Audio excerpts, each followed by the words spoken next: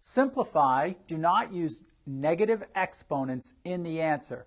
Negative 27a raised to the x plus 1 divided by 3 times a raised to the x minus 2. When dividing exponential expressions, we divide the coefficients. So this would be negative 27 divided by 3. And then we divide the variables.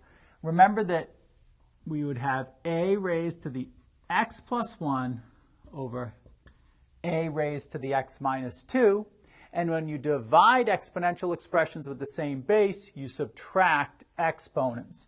So negative 27 divided by 3 is negative 9 times a raised to the x plus 1 minus x minus 2. That would be equal to negative 9 times a raised to the x plus 1 minus x plus 2. Simplifying this exponent, the x minus x sums to 0. 1 plus 2 is 3.